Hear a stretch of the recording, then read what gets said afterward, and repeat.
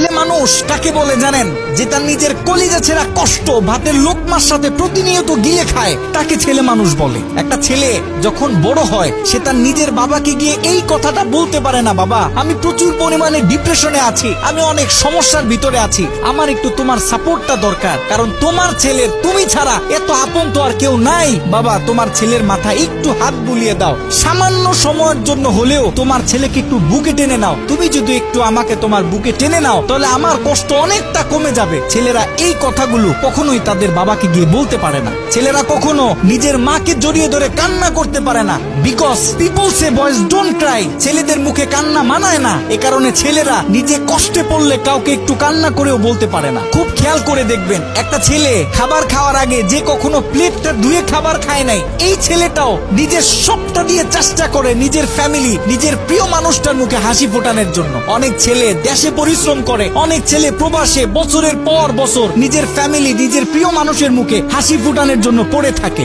দিন শেষে ছেলেদের মুখে হাসি ফোটানোর মতো কাউকে পাওয়া যায় না। আমি মনে করি boys are the best actor in the world. এই পৃথিবীতে ছেলেরা হচ্ছে সব থেকে বড় অভিনেতা, কারণ ছেলেরা নিজেদের বুকে হাজারো লক্ষ কষ্ট পুঁতে রেখেও মুখে হাসি নিয়ে চলে, কারণ সে জানে আজকে আমি যদি ভেঙে পড়ি তাহলে আমার পুরো ফ্যামিলিটা অস্তিত্বহীন হয়ে যাবে।